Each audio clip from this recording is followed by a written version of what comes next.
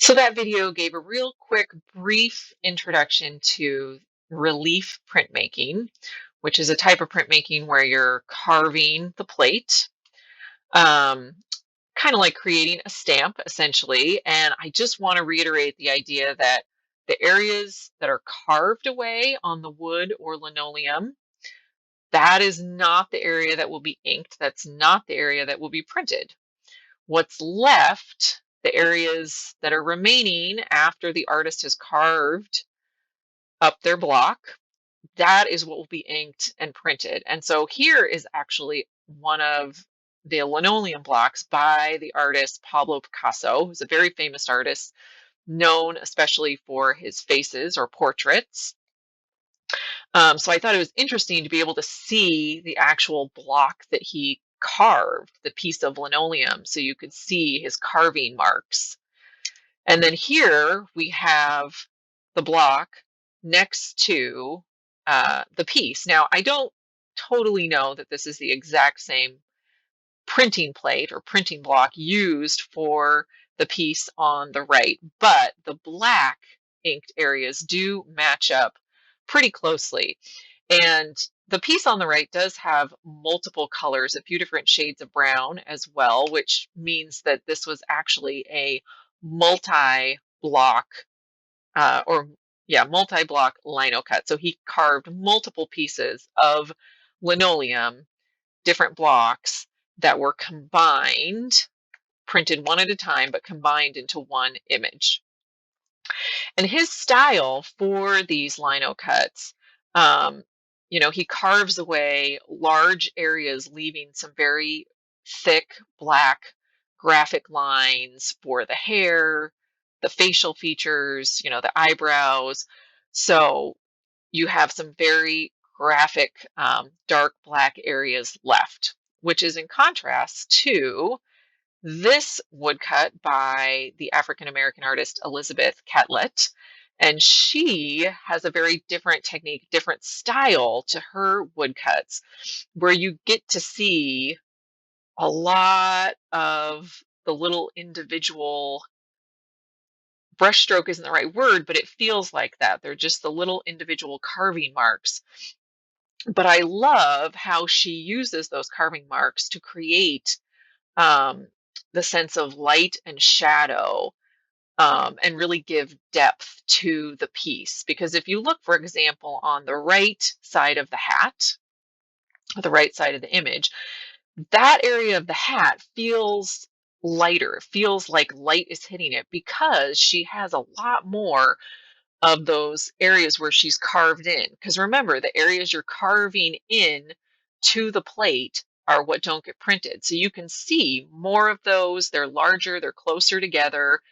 And then as your eye moves to the left and the other side of the hat, they're further apart, they're smaller, there's not as many of them, which makes that area darker and then implies that that's sort of the shadow or the where the light is not hitting as much in this image. So I just love how she uses those marks uh, to obviously outline the shapes of the face, but also to give that light and shadow to the piece.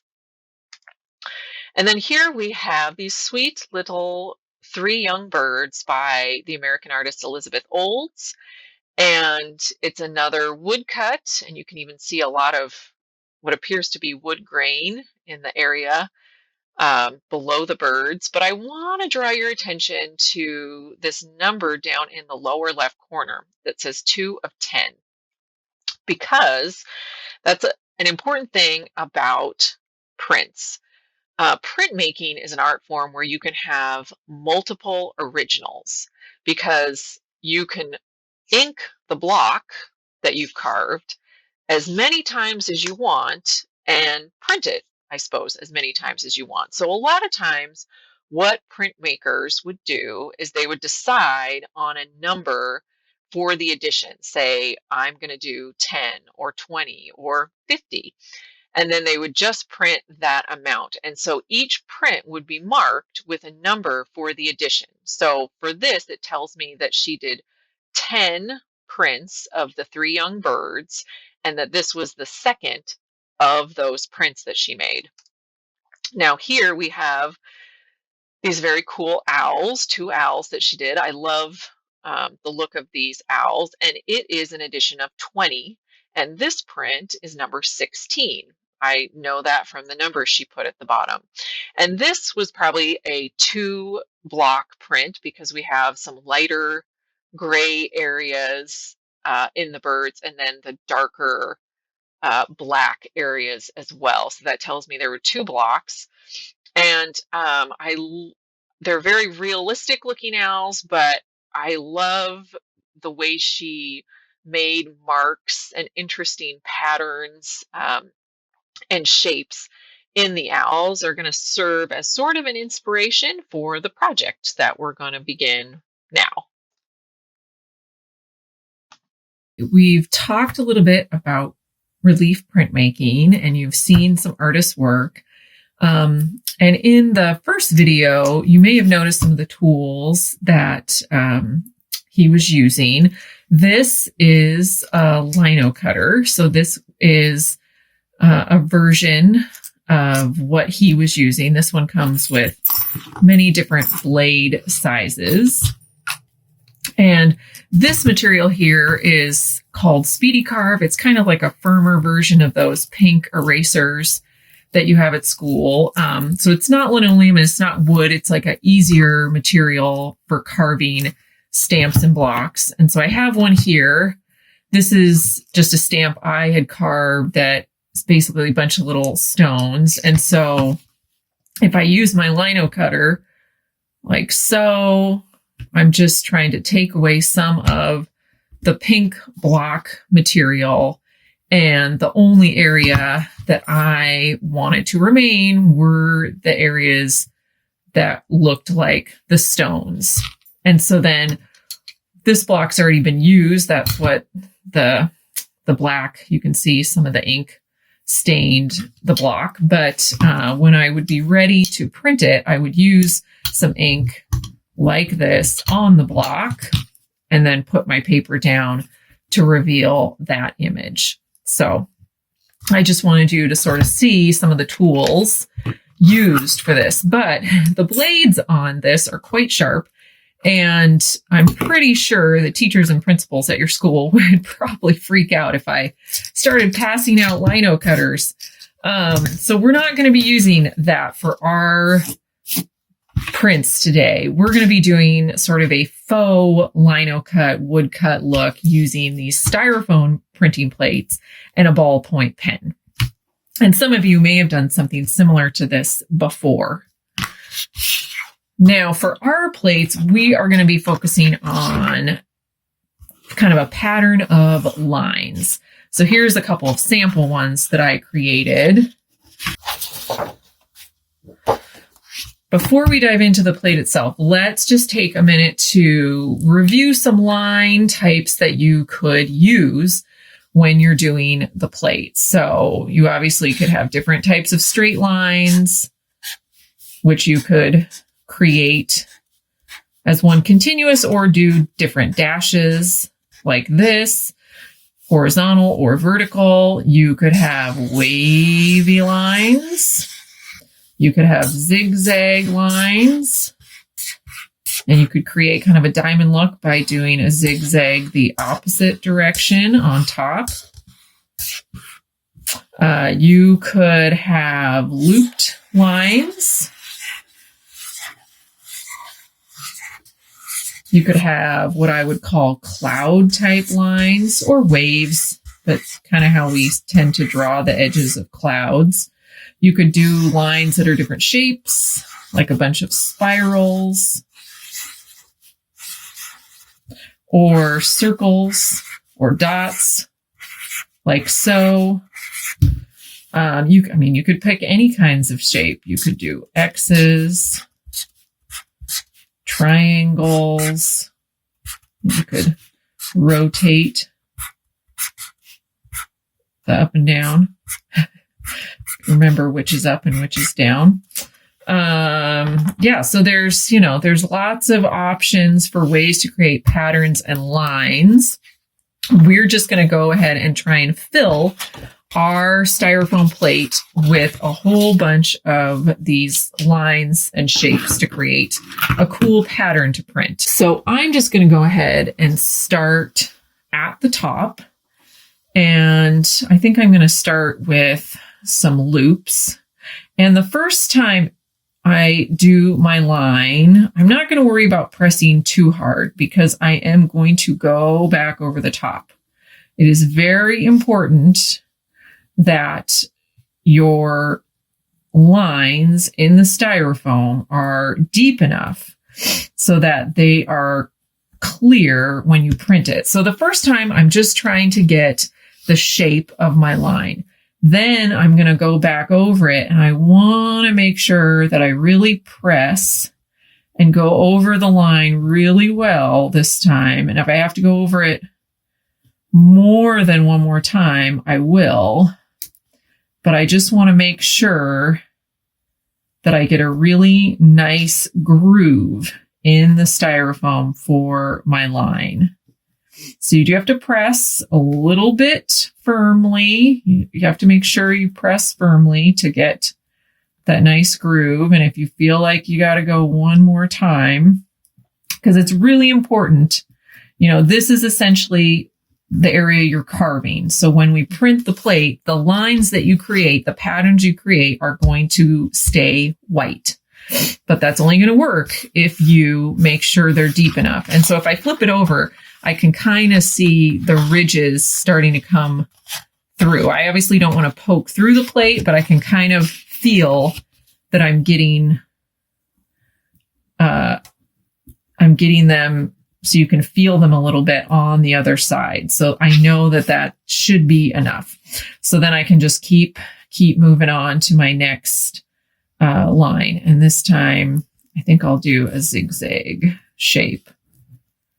And the reason I'm not worrying about pressing too hard the first time is I know I'm going to go back over it and it can feel a little strange and feel a little hard to control the line the first time you're doing it, especially if you're pressing really hard. So it's easier to just kind of get the shape you want on there and then go back firmly and trace it.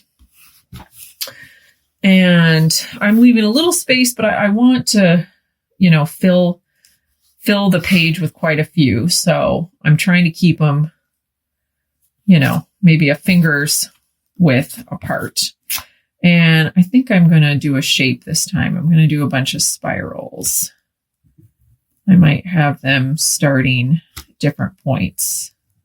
This will probably take me a little while to go over the top of.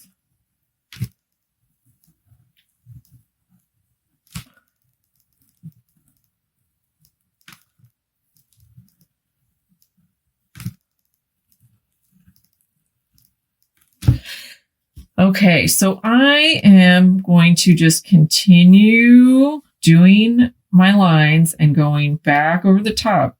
You should be going back over the top. They should be much darker than the first time you do it. See how and you can see the difference on the back side, maybe. You might not be able to see that on the video. There might be too much shine, but there's a big difference between the ones I've already done and the ones I haven't done yet. You can feel I can feel a groove here, but not like these. And I want to really be able to feel the indentation in the styrofoam. So I'm just going to keep going, and the video is going to speed up. So just keep doing your plate and filling it with a variety of lines and shapes until you have a cool patterned printing plate.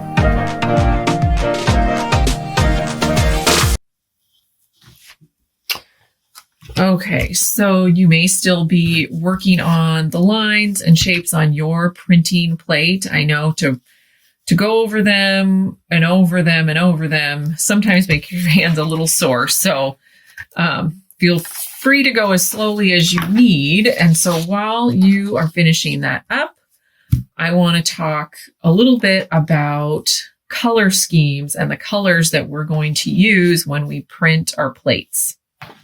So I know you've seen a color wheel before. We have our rainbow, red, orange, yellow, green, blue, purple, and there are definitely color wheels that have more hues of these different colors, but this is a very basic one with our 3 primaries and our 3 secondary colors.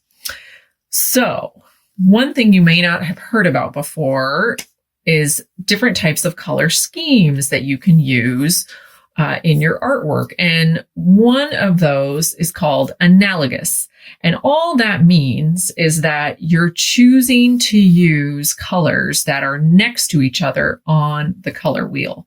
So for example, if I chose to use red and orange, or even red, orange, and yellow, 2 to 3 colors that may be next to each other, that's an analogous color scheme.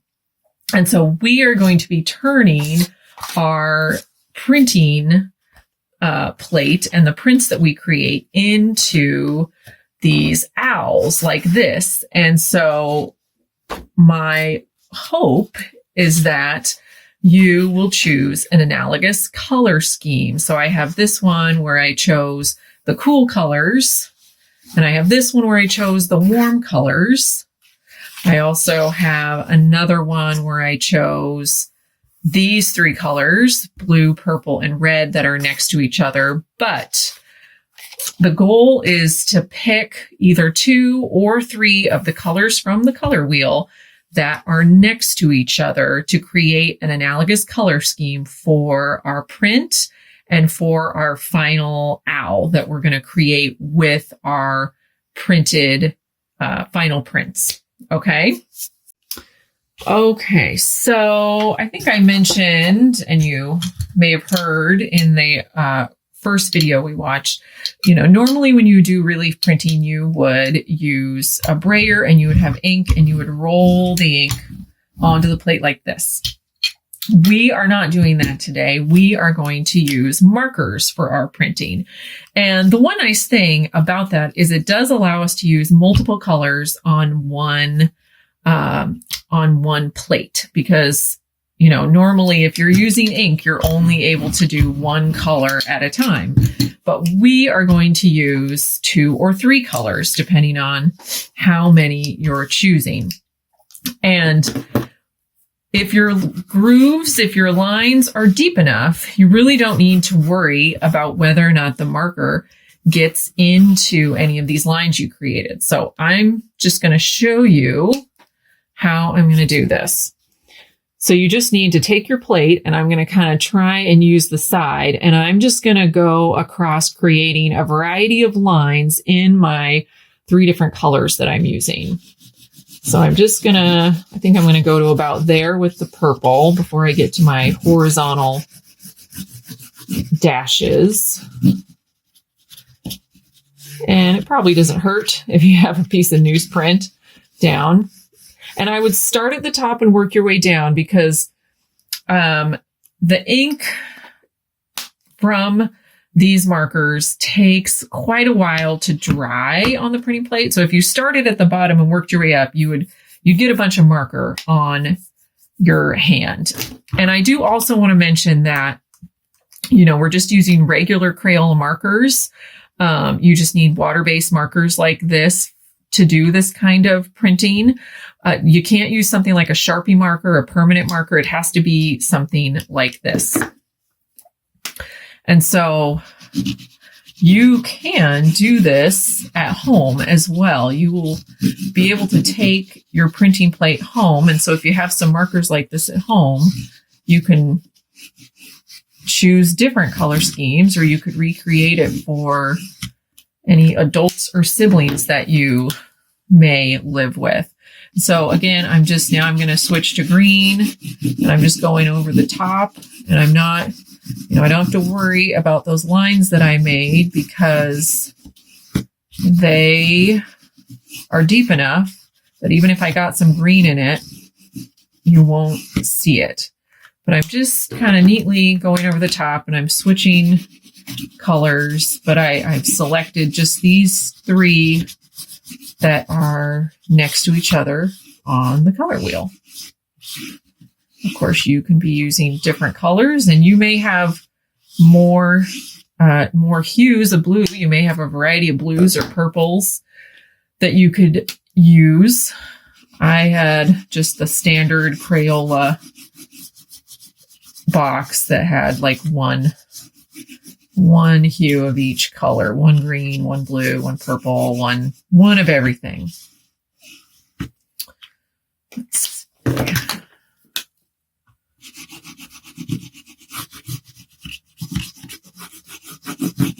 So it shouldn't take you too long to fill this in.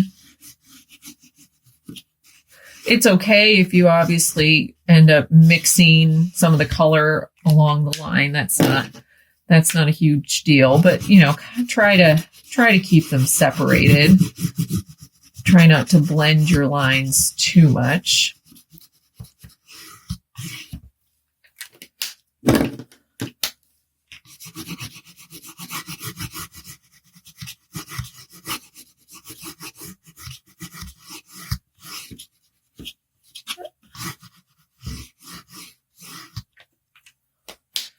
Okay, I think I'm going to finish.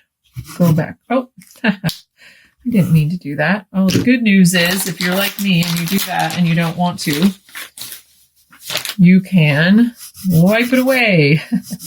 A little preview of what we'll be using for our printing, baby wipes. But I wanted to do this bottom part blue, so I'm just going to wash that off with a baby wipe real quick. Okay, so I have my plate all ready to go. I'm just going to set it aside just for a moment, and I'm going to grab a piece of plain white cardstock. And for this part, I want you guys to really just watch what I'm doing before you dive in.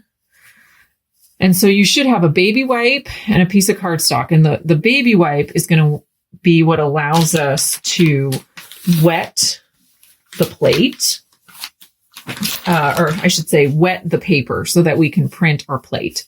So we're going to use the baby wipe to wet the paper and print our plate. So I'm just going to take it and I'm going to rub it over the top of my cardstock, just like this. I just want to get the cardstock damp. That's all I'm trying to do. Just like this. And it's starting to peel a little, so that tells me it's probably plenty damp. So then I'm going to take my plate and I'm going to press the cardstock on top of it.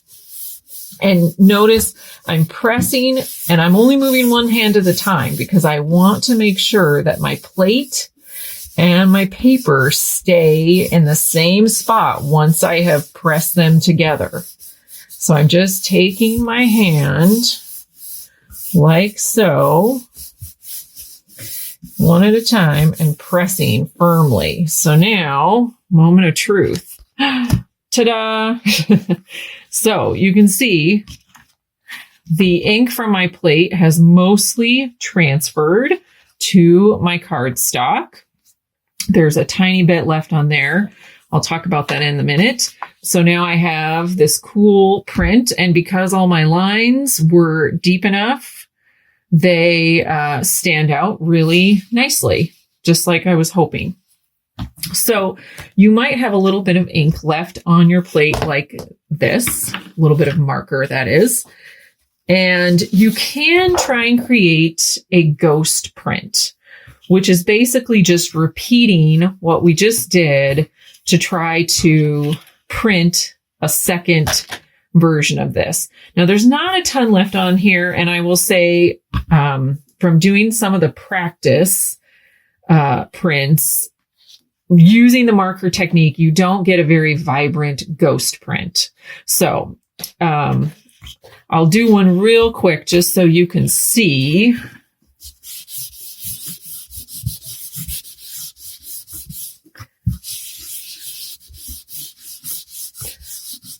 And again, I'm just making sure this is damp and then pressing it down now to make my ghost print. And if you wanted to do some prints with this plate at home, again, you just need some of those water-based markers, but you would not have to use baby wipes. You could just have a damp paper towel. The baby wipes just kind of make it easy to do this in a class. The key is to have the paper just damp, but not super wet. If it was really wet, then the marker might just bleed. So my ghost print is okay. I did get a bit off, especially in that middle area that I might not have pressed down enough the first time I did it, but it's not terribly exciting. So what you can do now is you can take the baby wipe and you can actually use it to just clean off your plate. And you may want to do that because you may want to try and print again with different colors. So you can just wipe off those colors and try again, depending on what time allows, or to just clean it off to take it home. And then you can do some other colors, some other printing at home. Okay. But right now, what we're going to do is we're going to set our prints aside to dry. They're not terribly wet, but the paper is a little damp from the printing. So we're going to set it aside to dry and work on the next part of the project.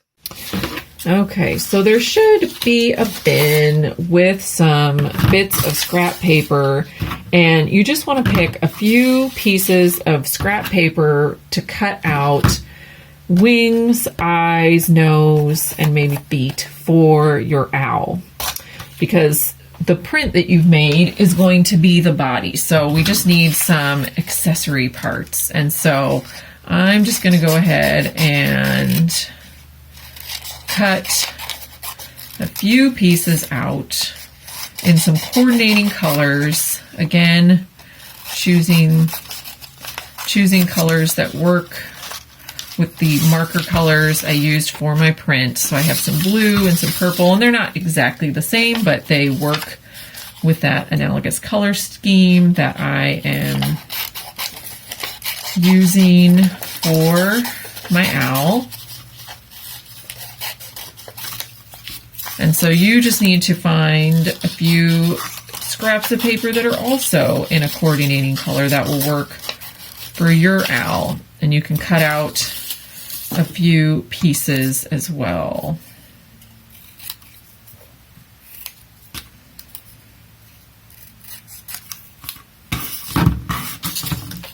Okay, I have a few little bits for my owl, some wings, some eyes, a little beak, and some feet that will work with the colors in my print. So now I think my print is dry enough that I'm going to go ahead and cut it out, and I'm going to start just cutting out the rectangle that is the print.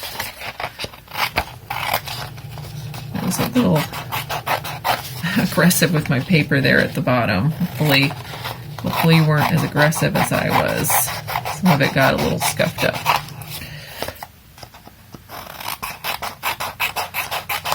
Okay, I think actually I'm going to cut off a piece of this white too. I'm going to use a little bit of the white around the edge for my eyes as well in a moment. But so I have the square, and to make my very simple owl body, I'm going to just curve the bottom of it. Just create a curve. And then, you know how owls kind of have those pointy ears sticking up. And I'm going going to mimic that curve, but do it the opposite way at the top. So there is my owl body. Now I just need to grab a glue stick and I'll be able to put all the pieces together. Okay. I'm going to start with my eyeballs. I think this one is a little big. I'm going to go ahead and trim it down a little bit first. Now they're a little more even.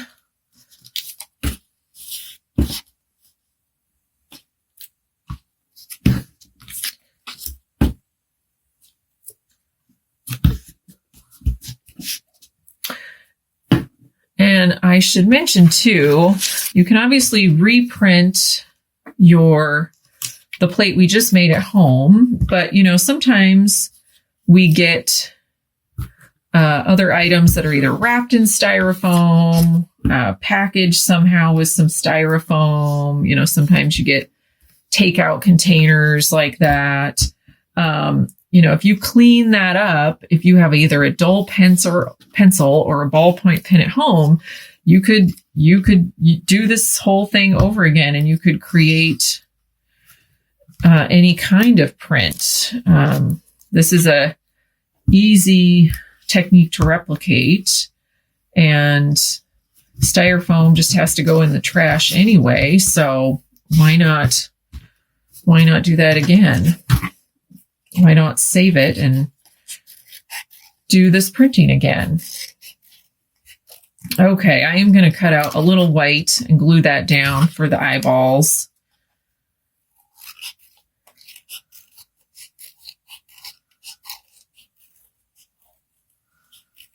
I feel like owls always have real big eyes looking at you.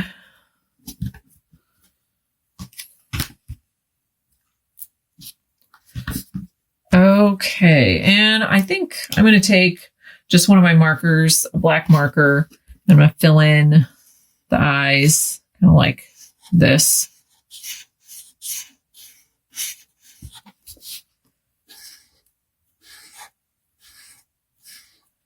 But now you can see where that Elizabeth Olds piece with the two owls sort of served as the inspiration.